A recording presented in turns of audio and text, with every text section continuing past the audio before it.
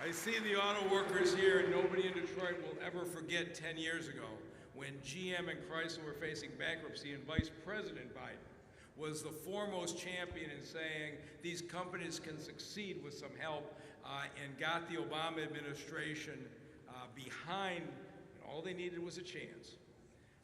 On March 10th, 2020, COVID hit, the Biden campaign shut down. The reason I know that was, where was Joe Biden? Detroit.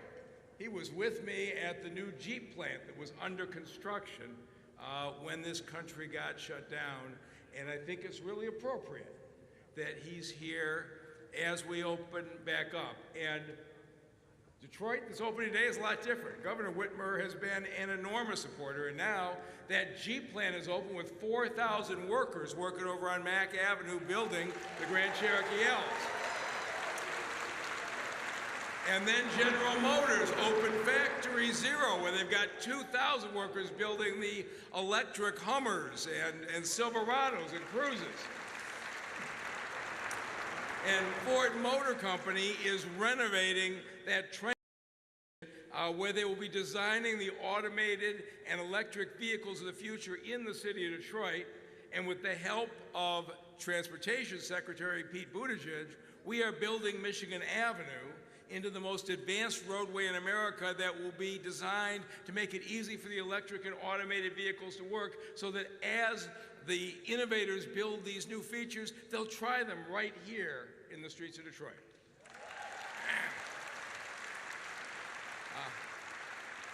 And I see Andra Rush. The resurgence of the auto industry in Detroit isn't just the assemblies. The abandoned Kettering High School site is now the Dakota Dashboard plant with 500 people making dashboards for the Jeep and Andra Rush's outfit. The long-abandoned Cadillac stamping plant is about to be reopened as a 500-employee Lear seating plant for the GM cars, and we are very shortly going to announce a new plant where the site of the long-abandoned AMC headquarters on Plymouth Road was. And this week, with the help of Joe Biden and the American Rescue Plan, we are going to finally take down the crumbling Packard plant that closed in 1958 to build a new facility on that site.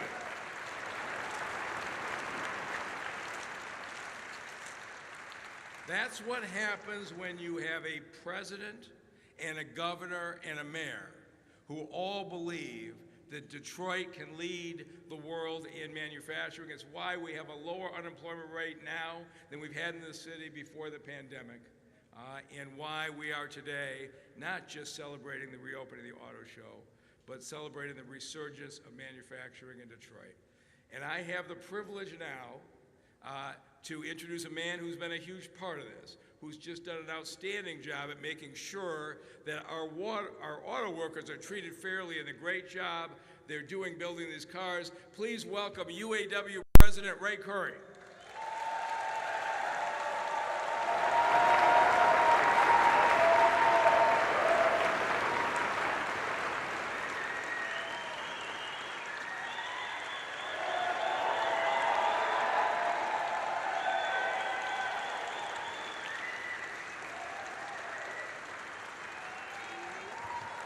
Good afternoon, Detroit! Hey, what an exciting day that we have in front of us. A true honor for the city of Detroit, the hardworking men of the UAW, and to have our president here on Media Day. It's an exciting piece when you think about the things that have taken place over the last year and a half under this administration, with a number of things that have been signed into order. Infrastructure bill, the science and chips bill to be able to get vehicles moving once again. And most recently on yesterday, the Inflation Reduction Act. We couldn't be more prouder and committed to what that actually means in this industry, what that actually means with regard to clean vehicles, what that means to the investment that's taken place. And this president has shown his investment not just in the last year and a half. His commitment to the city alone and to this industry dates back when you look at what happened in 2009. And a lot of us say, why would you reflect on such a dismal time? 2009 was a breaking point for this industry. And this president at the time was part of an administration that stood with this city and stood with so many committed to manufacturing vehicles and making sure that this industry survived.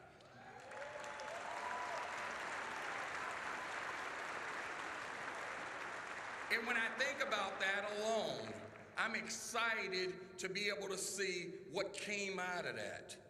New engineering, new technology, new vehicles that are designed, and new vehicles that have year-long waiting list on them. That's the type of demand that we want to see. That's the type of commitment that we have with this administration, and we've had it for so many years. It's an exciting piece. He's driven so many of these vehicles, and just think about this, Michigan. Having the president come and tour Factory Zero, having the president come and tour the F-150 Lightning plant, having the president come and tour every exhibit out there of Detroit 3 made vehicles was a huge commitment for all of us. A commitment that we all need, that we should all recognize and know he's got our back. And I'll tell you one other thing, we've got his back.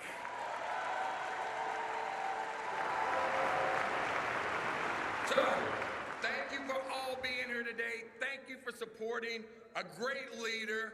And now at this time, I'd like to introduce EPA Administrator Michael Regan. Thank you.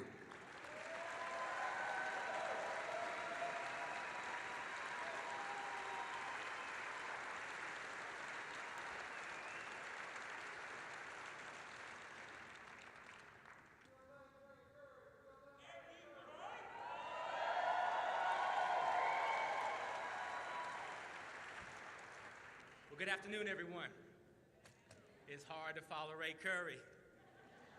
I can tell you what, without Ray's leadership, we wouldn't be where we are today. So another round of applause for Ray Curry.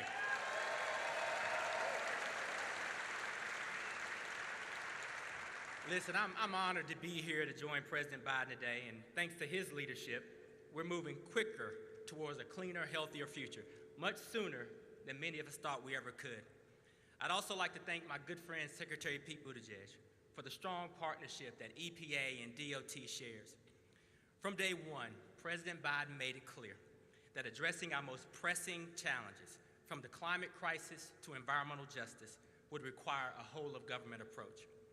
From DOT to EPA, we're carrying out that mission every single day, both in terms of our collaboration across our federal family, but also the collaboration that we have with our unions and our industry partners. The president set a high bar when it comes to our nation's transportation future, with the goal of achieving net zero by 2050. And so many of you are well on that way, with strong commitments to reduce pollution and drive innovation. I've met with so many industry leaders, so many union leaders, and see this work in action. And let me tell you, I'm extremely optimistic about where we can go together. With the historic funding from the Bipartisan Infrastructure Law and the Inflation Reduction Act, we are accelerating further and faster than ever before. These are game-changing laws led by President Biden to tackle the climate crisis, clean up the air we breathe, and put people to work in good-paying union jobs all across this country.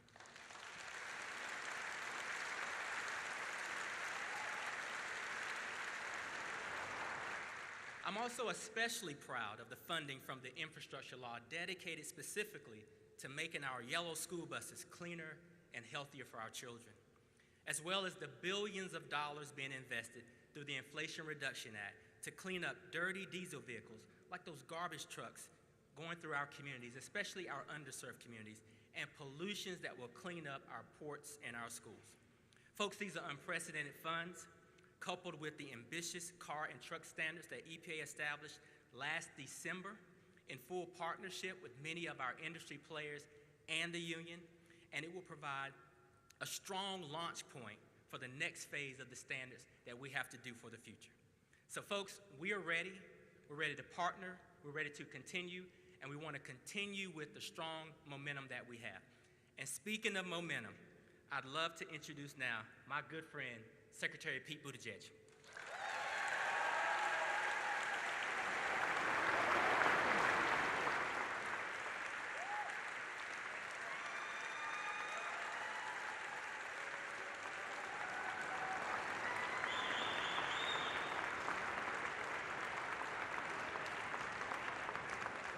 Good afternoon, Detroit. What a joy to be at the in-person at the Detroit Auto Show, and what an honor to do it alongside the President of the United States and my great friend and colleague, EPA Administrator Michael Regan. This is an administration that believes in this country and believes in this country's auto industry, powered by all of you. I'm a Michigander by adoption. I'm married into it.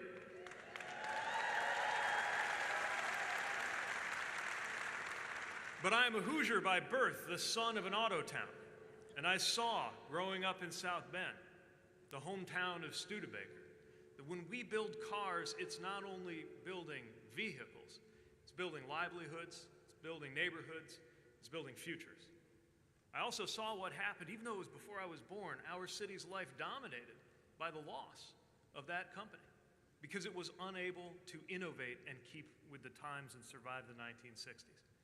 That's why I'm so proud to see what you're doing right now, because America is not losing a step. Under this administration's leadership and with your hard work, America is ready to lead the way into the rest of the 21st century with the kind of automotive technology that will save people money, create great jobs, and lead to a climate that our children are going to thrive in. And you have a lot to be proud of for being at the heart of that.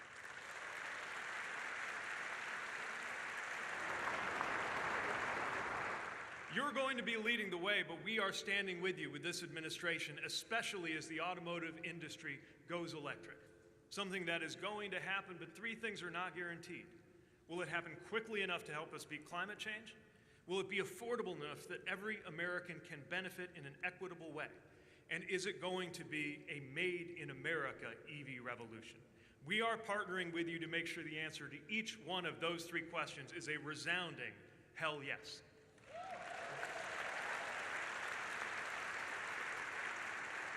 And we're backing that up under the President's bipartisan infrastructure package with a historic investment in the roads and highways and bridges, as well as the transit, the rail, every part of the infrastructure of this country, including that grid that's going to power the electric vehicles of the future. And we'll be talking more about that tomorrow. I'm so proud to be part of such a transformative administration, from the infrastructure law to the CHIPS Act that's going to help you get those cars off the line and into customers' hands, to the Inflation Reduction Act that's going to help more Americans afford to participate in this extraordinary EV revolution, powered by the workers and the companies that are showing off their phenomenal work here. I am so proud to be part of this moment, this transformative moment in American transportation, and you all are at the absolute heart of it. And with that, I have the great honor of turning it over to a great friend of the President, of the administration, and a great friend of the American automotive industry, the incomparable Representative Debbie Dingell.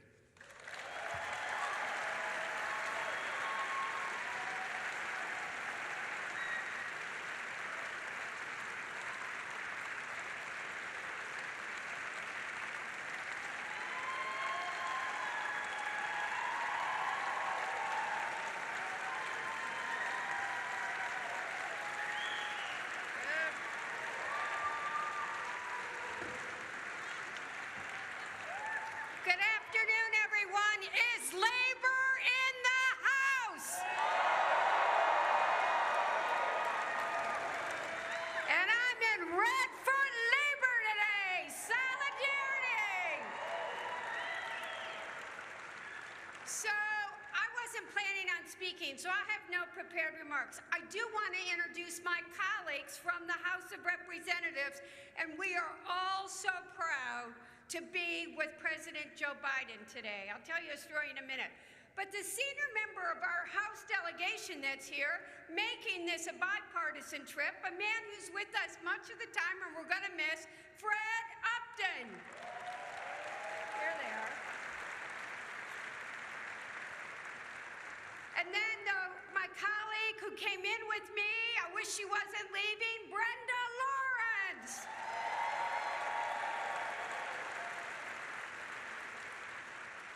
My colleague, Andy Levin, whose family has been friends of the Dingle family longer than any of us will talk about. Somewhere is Haley Stevens, and I don't see her, but her family, oh, there you are. You're not with everybody else. Haley Stevens and her family's here. And the woman known as the other half of Double Trouble, my dear friend, Rashida Tlaib.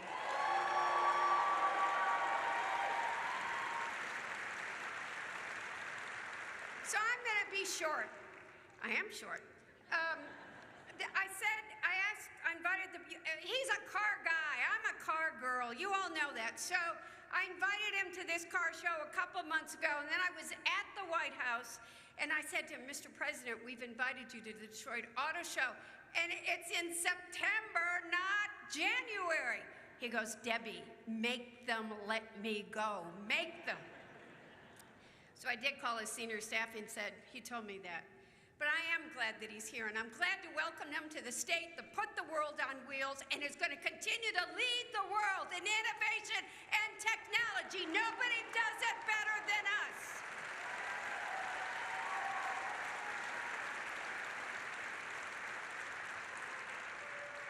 And I also said to him, it is very important that you have moments to talk to the working men and women of the unions in Michigan who are the backbone of our workforce. We love you.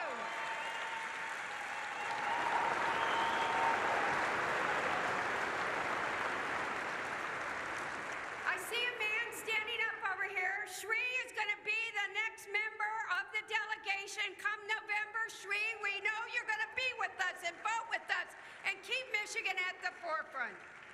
So I just want to say I'm so happy to welcome the president, who I've known for a long time. You all know that Joe Biden and John Dingell were best friends for 40 years. And I sometimes want to cry, I shouldn't have said that. John Dingell loved Joe Biden, and Joe Biden was always there for me. When John Dingell got sick and they thought he might not make it through the night, Joe Biden was at that hospital in 1 hour and said, John, you can't leave yet. Debbie needs you, and I'll never forget that. That's the man this man is. And he's the right man to be president of this country at this time. So I'm happy that he is here. I'm just so... But I didn't mean to get serious. I'm just so proud he's here. I want to introduce you to the other half of the Debbie Caucus. Let's hear that Michigan welcome for the senior senator, Senator Debbie Stabenow.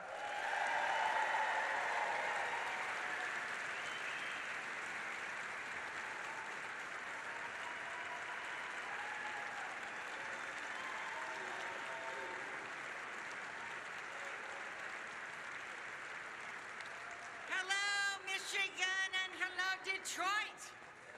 We are so excited to have the original car guy with us. Isn't it wonderful to have a president of the United States who really in his bones is a car guy? And isn't it wonderful having a president of the United States who knows how to say the word union?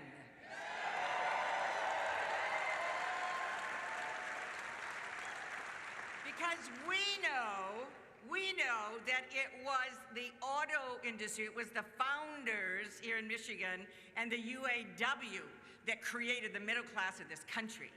You're welcome.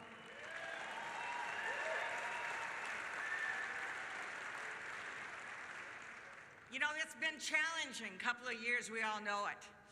But the exciting thing for us is that coming out of this pandemic and having to work hard to save lives and get kids back to school and help everybody get their lives back, we put our heads down and we started working on our economy.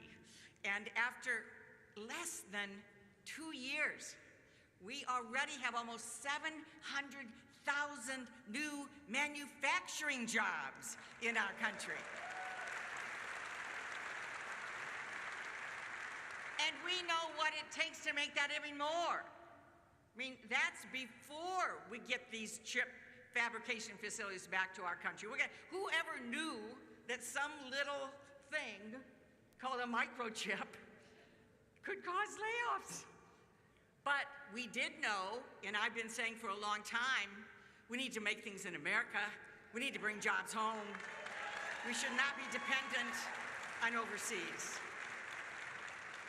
So with the slimmest of majorities, we have a slim majority in the House, and you can't get any closer in the Senate than 50-50 with the Vice President casting the tie. We have done more to advance and jumpstart manufacturing in our country than anyone in my lifetime, frankly. Between what we've done to bring jobs home, through the CHIPS Act, the investments in rebuilding America.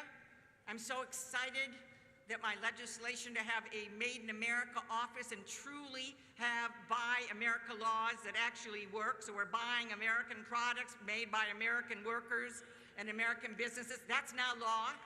That's now law.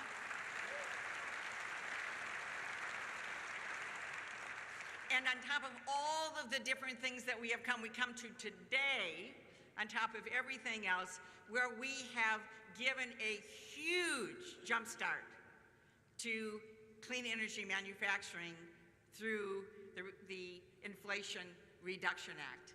This is an exciting moment. You know, we've been talking about production tax credits for batteries forever, and support we need for EVs, as well as wind and solar, forever. I've had the bill forever on battery production tax credits, and with our president and our majorities, it actually passed in this bill.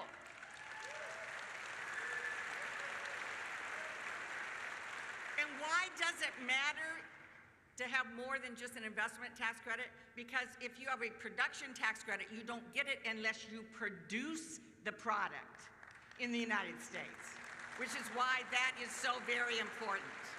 So there's a whole range of things, and I know President Biden is going to talk about where we have come from in all of this. But the bottom line is, we know, nobody has to tell us, that if you're going to have an economy, somebody has to make something. And that's what we do in Michigan. We make things, we innovate, and then we make some more. And we are at the leading edge of what is happening in our country. We are, you are, the workers, the engineers, the business people, everyone in this room. We are the ones that are leading that effort. And I can't think of a time that is more perfect when you have a mayor of Detroit who gets it, when you have a great union leader that gets it, when you have a great governor who gets it, we have a president who's the ultimate car guy, and a whole bunch of us that just work our hearts out every single day for you. We have a moment here that we are grabbing onto. And in history, they're going to have lines around this moment, and it's going to have Michigan written all over it, because we are the ones that are going to be leading our country forward to bring back the jobs, to support our workers, to create the jobs of the future, and that's what we are doing. I'm proud to be your partner.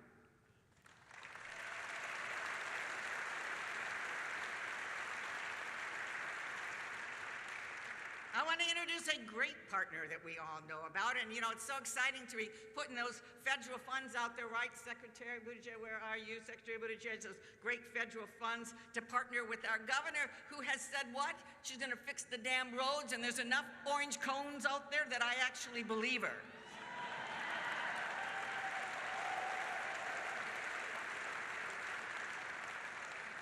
We couldn't have a better governor during a very difficult time for us, who's courageous, who's smart, who works hard, who loves Michigan and fights for us and wins every day. Governor Gretchen Whitmer.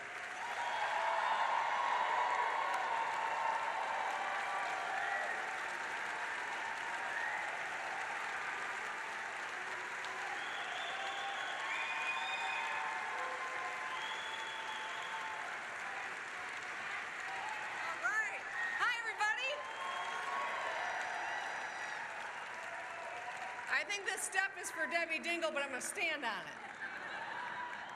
Thank you, Senator. Thank you, everyone. I'm so pleased to be here with all of you and to welcome our friend, President Joe Biden. So we are coming together today in honor of the world's greatest auto show, right here in the city of Detroit, Michigan, right?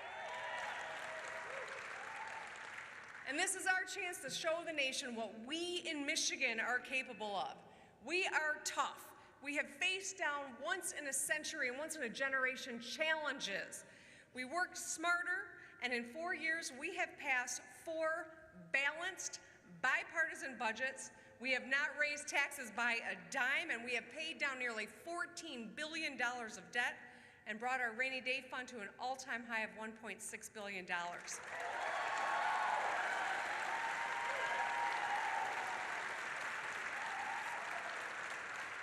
And in the midst of all that, we made the biggest investment in higher education, in K-12 education, and in skills attainment.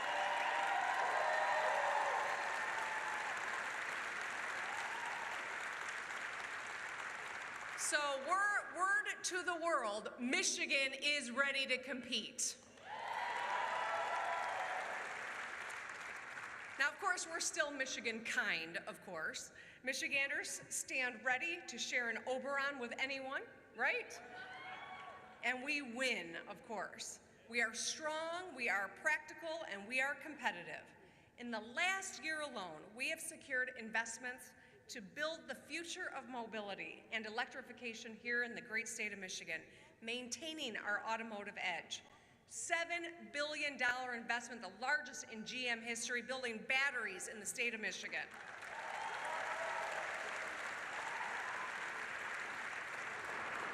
A $3.2 billion investment from Ford, adding 3,200 jobs across southeast Michigan in advanced mobility. A massive investment from Stellantis at their Dundee Engine Complex, and 8,550 workers from Detroit building automobiles right here in Motor City.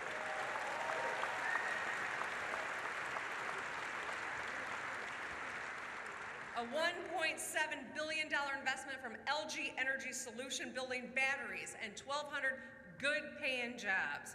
And we've opened up high-tech R&D in the state of Michigan as well.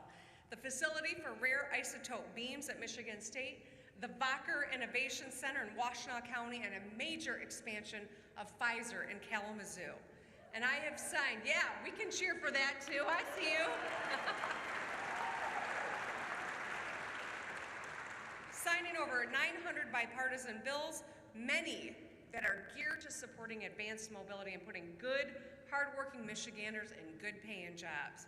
And we have secured investments in semiconductors, right? The thing we all appreciate, makes the whole world go round.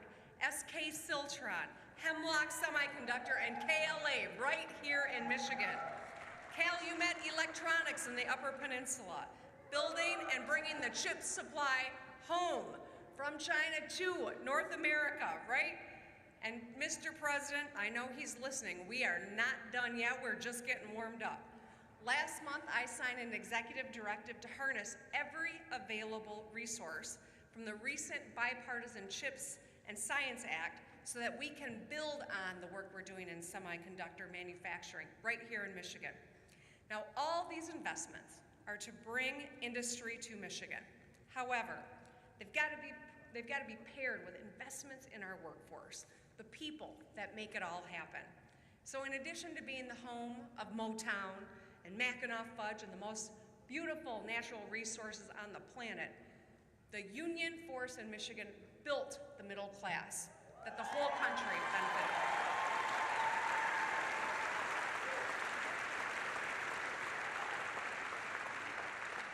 As governor, the best thing about Michigan are the people that call this great state home. I can tell you I see it every single day. The hardworking women and men who show up and give a hard, full day's work so they can take care of their families and they can make Michigan proud. And that's why, as governor, I reinstated prevailing wage for state construction contracts.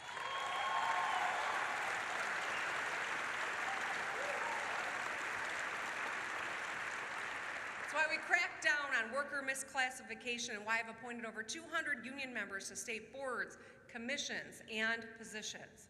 And right now, thanks to the hardworking people, the innovative businesses, the smart fiscal management, Michigan has momentum. In the last few years, we've made historic investments in everything from education to preschool to post-secondary. Since I took office, we've also been fixing those damn roads.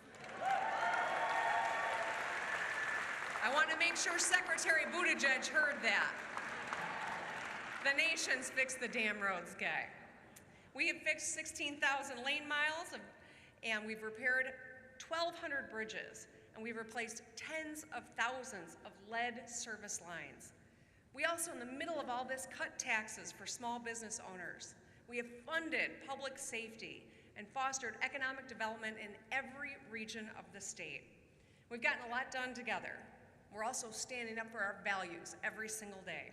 We're protecting workers' rights, LGBTQ+ rights, and of course, reproductive freedom for all.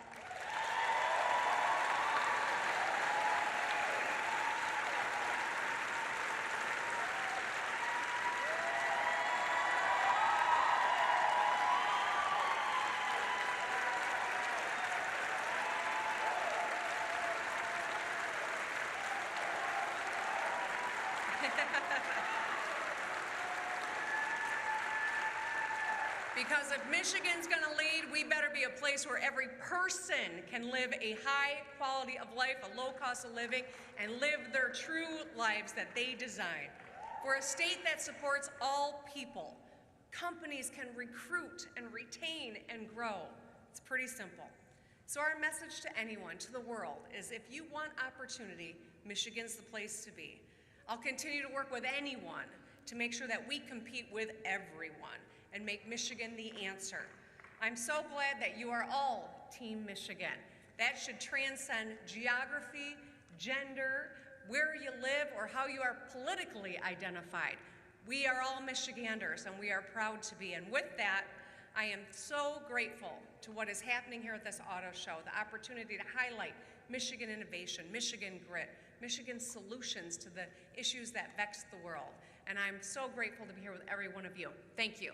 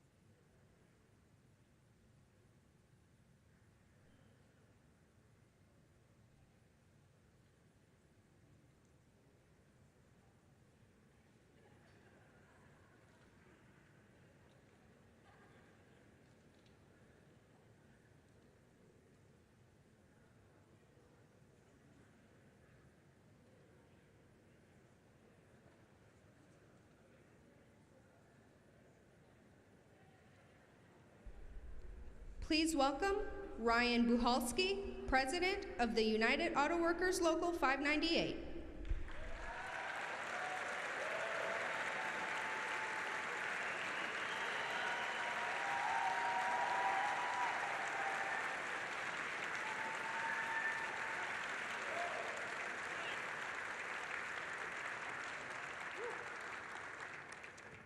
Good afternoon, welcome to the magnificent Motor City, Detroit! Home of the labor movement, home of the UAW since 1935. Is there anybody here from the labor movement? Anybody here? How about the UAW? Let's hear it. Anybody here from Kilney's office? All right. My name is Ryan Baholski. Thank you for this opportunity. I want to tell you, I've been a member of the UAW since I was 18 years old. I know you find it hard to believe that I don't look like I'm 25, but I've been there 28 years. Been a member of Local 598 from Flint, Michigan. Flint, home of the 52 sit-downers. Most of my time there has been spent representing hardworking women and men who build world-class trucks at the General Motors factory, Flint Assembly. All right. At the Flint Assembly plant, I've been able to make a career out of my employment with General Motors, but not without a collective bargaining agreement. It wouldn't have been possible without negotiations, wouldn't have been possible without a contract. Thanks to the UAW, I have been able to raise my family.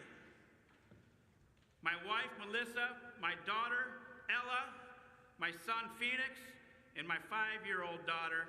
I know. That was my wife's 40th birthday present.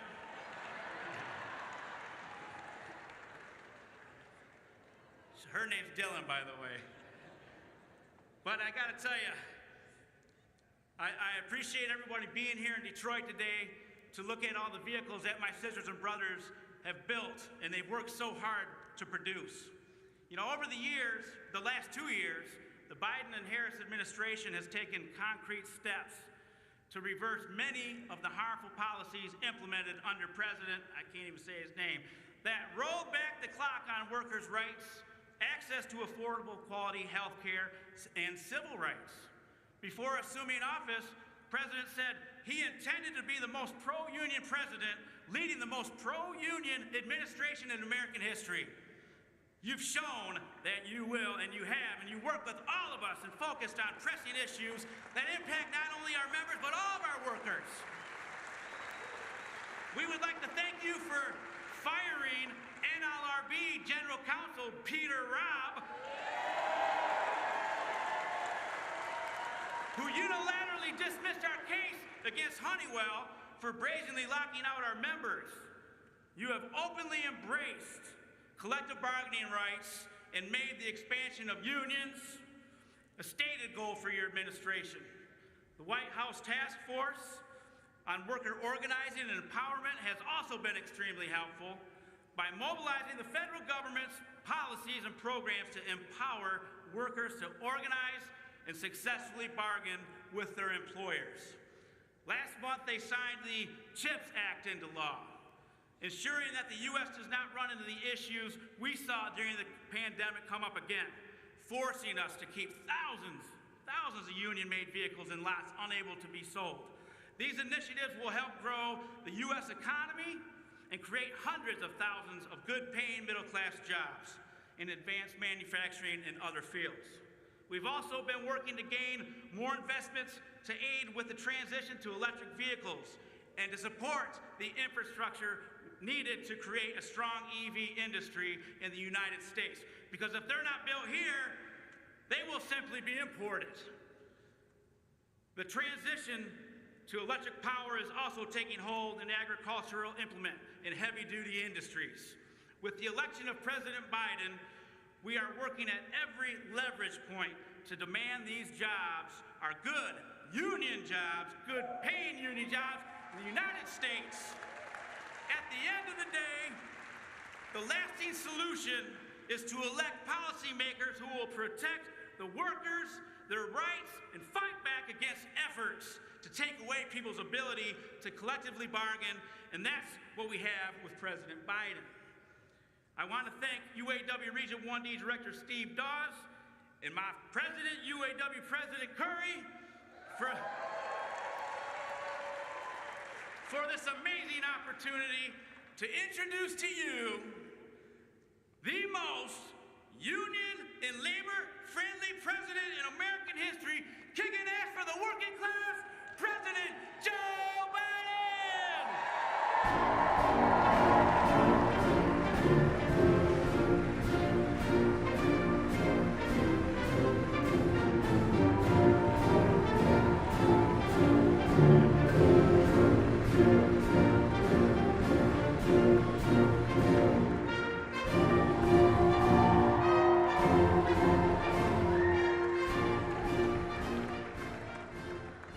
Hello, Detroit. You have chairs. They're going to say you've been standing a hell of a long time. You don't know how many chairs there. Well, please sit down. You've probably heard twice already everything I'm going to say. But I want to say, by the way, I drove all three of these vehicles. In other places, on the back lawn of the White House, there's still tire marks. Anyway, it's great to be back at the auto show, and I want to thank you, Ryan, for that introduction. And I say to your wife, child, no purgatory for you, straight to heaven, being married to Ryan. I tell you. Governor Whitmer, thank you for the invitation today. Where's the Gov? There you go, Gov. As my mother would say, God love you, dear. You're the best. You're the best. And that short guy next to you on your right, I don't know, man. Get up here, Lieutenant Governor.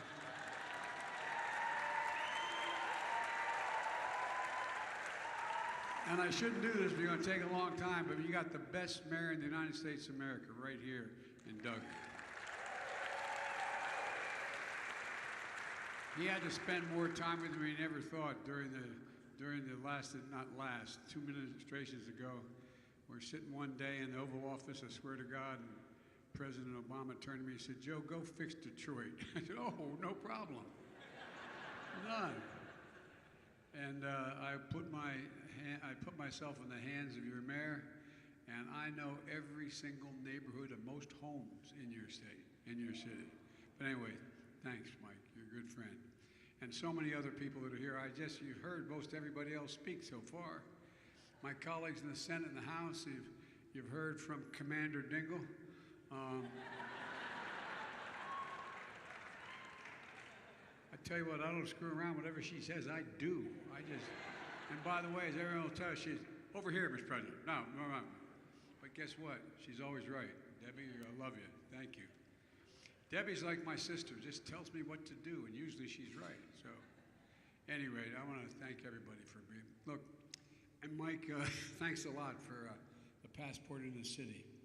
Our infrastructure law, by the way, as we get off the airport today, you know, and this is not what this is about. We're investing $80 million in your airports. $80 million. Everything from the restrooms to the stations to a little bit like the governor's doing, fixing all your roads and everything else around here. But at any rate, look, and my friend Ray Curry is here. Where are you, Ray? Ray, there you are. As the saying goes in Claymont, the city I moved to in Delaware when I was in third grade, the UAW brung me to the dance. And I got elected in 1972 as a 29-year-old kid to the United States Senate. And it's because we used to have the highest percentage of auto workers of any state in the nation, higher than here, because we had such a small population. And we had about 14% of our entire population was auto workers. We had the largest Chrysler plant outside of Detroit, and we had the largest GM plant. And we had an awful lot of carriers as well. So anyway, I want to thank you all. I also want to thank the CEOs of all the major auto companies who are here today for leading the way. They've stepped up. You know, you all know I'm a car guy. I'm here because the auto show and the vehicles here give me so many reasons to be optimistic about the future, and I really mean it. Just looking at them and driving them, they just give me a sense of optimism, although I like the speed too. And for most of the last century, we led the world in this by significant margin, and because we invested in our people, we invested in ourselves, and something went wrong along the way here. Something went wrong. We risked losing the edge as a nation, and China and the rest of the world are catching up. We used to invest almost 2% of our entire GDP in research and development, now 0.7%. And the rest of the world's catching. But not anymore. Now we're choosing to build a better America. An America that's confronting the climate crisis with America's workers leading the way. And we're rebuilding an economy, a clean energy economy, and we're doing it from the bottom up and the middle out. I'm so tired of trickle down, I can't stand it. And by the way, remember, when the middle class grows, everybody does well. The poor have a way up, and the wealthy do very well. And by the way, don't forget, middle class build America, and unions built the middle class. That's a fact. And nowhere is that more evident than right here in Michigan, where you're building the future of the electric vehicle. We're bringing back U.S. manufacturing jobs, 680,000 jobs just since I took office. Good paying jobs, union jobs, middle class jobs, jobs that give you a sense of dignity and a fair shot. My dad used to say, all I want is just a little bit of breathing room. Just a family should have just a little bit of breathing room and be treated with dignity. I used to be that to buy an electric car, you had to make all sorts of compromises. But not now. Thanks to American ingenuity, American engineers, American auto workers, it's all changing. Today, if you want an electric vehicle with a long range, you can buy one made in America. If you want one that charges quickly, buy American. If you want one that's fast in the quarter mile, buy American. So, by the way, while we're here in Detroit, building in America, we're making it easier for folks at home to buy it here in America. Companies have announced new investments of more than $36 billion in electric vehicles and $48 billion in battery manufacturing here in the U.S. And we're just getting started. I signed into law the Inflation Reduction Act. It gives tax credits to new electric vehicles, fuel cell vehicles, made in America. And for the first time, you get a tax credit if you buy a used electric vehicle. That's all coming. And part of the infrastructure law, we're investing $7.5 billion to build electric vehicle charging stations all across America. So today, I'm pleased to announce we're approving funding for the first 35 states, including Michigan, to build their own electric charging infrastructure throughout their state. And y'all are going to be part of a network of 500,000 charging stations. 500,000 throughout the country, installed by the IBEW.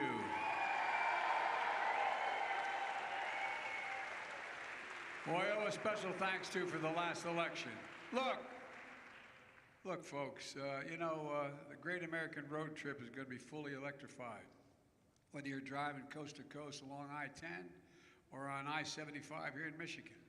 Charging stations will be up and easy to find as gas stations are now. We're also going to invest $7 billion to make American car companies and have the batteries and other critical materials they need. The auto companies like Ford, GM, Stellantis, I still am inclined to say that other word, Chrysler. My dad worked for them for a while. Are all our partners here. They made commitments. We're investing billions of dollars in themselves to go electric. And we're lucky to have the most skilled auto workers in the world, and that's not hyperbole. The single most skilled auto workers in America are right here today, UAW. I'm not joking. You know what I tell people? What I tell business, and I'm not joking, Whether I'm speaking to the Chamber of Commerce or the Business Roundtable or any of the major organizations. Why am I so pro-union? They don't give you the credit. American people don't understand. For you to go through the apprentice program and other trades, you got 4 or 5 years, like going to college. You're getting paid a little bit, not a lot, but you're working like hell before you get certified. And it's cheaper long term to hire you because you do it the best, it lasts the longest, and in fact, you do it with everybody. No, I really mean it. And by the way, we don't tell people that. People don't know that. Neighborhoods I come from, they know it, but they don't know that. It's not that they're mean about it, they just don't understand. Think one day you show up and you got a trade, man, you're all set. But you work like the devil to get there. And your work product shows it. I recently signed the CHIPS and Science Act, investing billions of dollars in research and development, workforce training, manufacturing incentives to bring semiconductor manufacturing back to America. We invented that little computer chip. We invented it here in the United States of America. We don't have to rely on other countries to power smartphones, washing machines, automobiles, and so much more. Last week I was in Ohio to break ground on a multi-billion-dollar semiconductor manufacturing plant at Intel. 7,000 construction jobs. By the way, Davis-Macon, wage, nothing less. And folks, 3,000 full-time jobs making an average of $135,000 a year, and you don't need a college degree for all those jobs. Skilled workers. So folks, all told, my administration is investing more than $135 billion to advance America's electric vehicle future. Our infrastructure law is also helping to make it in America and win the economic race of the 21st century. Once-in-a-generation investment in our nation's roads, bridges, railroads, ports, airports, lead-free water systems, high-speed internet. It's the biggest investment in American infrastructure since President Eisenhower's interstate highway system. It's a little bit like what your governor does. Filling all those potholes and building all those roads. No, you came through, you said you're going to do it, and you guys did it. And folks, look, we've awarded $25 million to upgrade 2 miles of Michigan Avenue connecting downtown and Corktown, Detroit.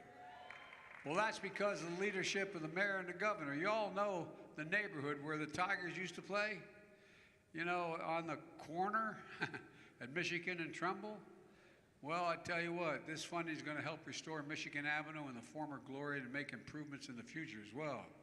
And folks, with the governor's leadership, we're spending $1 billion $1 billion to clean up and restore areas around the lakes, including the Detroit River, Kalamazoo River, Rogue River, as well as Torch Lake.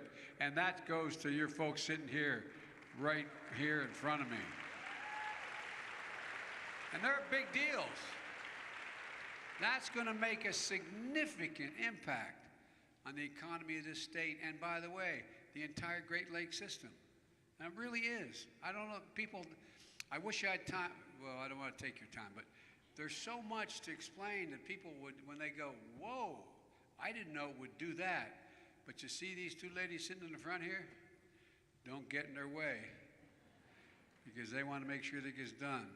And we got a Secretary of Transportation and a Secretary of Energy and a Secretary who all are with us, and they want to make sure it gets done too. Folks, look, when you see these big projects in your hometowns, cranes going up, shovels in the ground, workers with hard hats on, I want you to feel the way I feel, and I really mean it. Pride in what we can do when we do it together. There's nothing we can't do. Working with so many of you here today, my economic agenda has ignited historic manufacturing boom here in America. Where is it written that says we can't be the manufacturing hub of the world? Where's that written? Well, we are now. We're way far away. What happened? Where does it say the most advanced nation of the world can't, and by the way, I won't go into that. But no, I know many of you watching at home are like the folks I grew up with in Scranton and Claymont, Delaware. You feel left out, left behind in an economy and industry that's rapidly changing. You wonder, where's my place going to be in that economy? I understand. I really do. One of the reasons why my dad moved from Scranton, when coal died, everything died. Had to find new ways to learn new skills, new work. Well, but hear me. We're going to leave nobody behind. We're going to be working with companies, community colleges, technical schools, union-led apprenticeship training programs to make sure American workers are prepared to compete and outcompete anybody in the world. And I'm not joking. I am not joking. Earlier this month, I announced a $52 million grant for the American Rescue Plan. That's a partnership right here in Detroit, including the big three, United Auto Workers, to train workers and upgrade factories for electric vehicle revolution. For example, just like they used to be building carburetors, you aren't going to be doing that much anymore with electric vehicles. But we're going to have to build an awful lot of vehicle batteries. And the first people to get those jobs, the first people to train for those jobs, the people that are going to be able to do those jobs, anybody displaced. Anybody displaced. You know, I work with longshoremen back in my state and around the country. And you know, when we got all this new modern equipment to deal with the supply chain, to speed up product coming in, well, we put all these new cranes and equipment in. But I made a deal with I suggested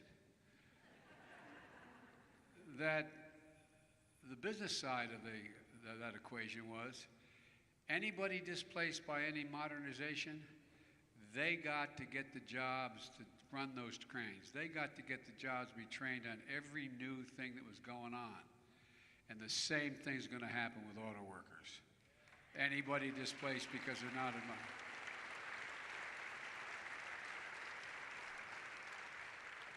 I ran for office to build a better America, not just to get us back to how things were before the pandemic. So we launched a once-in-a-generation effort to invest in America. We're working to deliver an economy that finally works for working families. We started with the American Rescue Plan.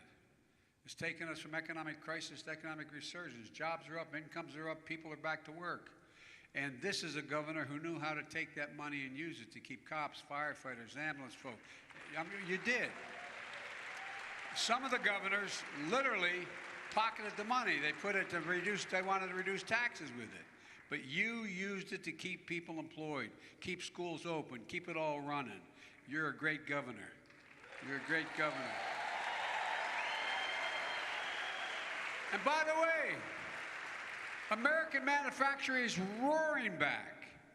Just since I've been in office, we've already created 10 million new jobs. More jobs in that time period than any time in American history. Unemployment rate is 3.7%, near a 50% low, a 50-year low. But there's more we can do. But the American people should have confidence that we are on the right track. We're doing all this while cutting the deficit at the same time. Used to always hear from my friends in the other team, yeah, they spend a lot of money and maybe some of it worthwhile, but they're just increasing the deficit. Guess what? First year in office, we reduced the deficit by $350 billion. And guess what? This year, we're on track at the end of the fiscal year to reduce the deficit by over $1 trillion.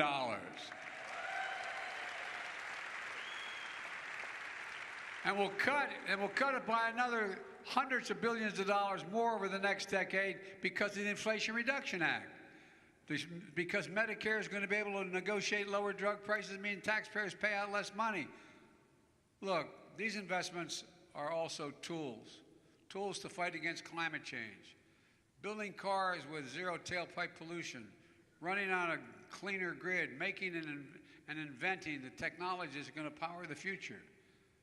Let me close with this.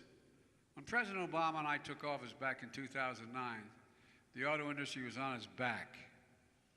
We were told, as you remember, and this was one career, by the way, as I said, all kidding aside, my state used to have the highest percentage of auto workers of any state in the nation. They're all gone now. It's all gone now. But used to have the highest percentage. And guess what? We were told when the automobile industry was going belly up, that it would never recover. And the answer, we weren't going to be able to sell American-made cars at the same rate as we did before. We didn't listen. And this is the God's truth, because the debate we had internally was, and I made the case, so the president, we bet on the UAW to bring it back. Swear to God, you brought it back. No, I'm not joking. Think about it. The UAW brought it back. That's who we bet on. We're betting on you again. You got a lot of help from American engineers, from American innovation. We extended a lifeline, and we stepped up, and we saved more than 1 million jobs. Because of that work, the U.S. auto manufacturers are in a position today to drive full speed ahead. I believe we can own the future of the automobile market. I believe we can own the future of manufacturing. American manufacturing is back, Detroit is back, America's back, and folks, we're proving it's never, ever, ever a good bet to bet against the American people. Never, never, never. You just got to remember who we are. We are the United States of America. We are the United States of America. And there's literally, I mean this sincerely, there's not a damn thing we can't do. Nothing, nothing, nothing, if we do it together. God bless you all, and may God protect our troops. Thank you, thank you, thank you.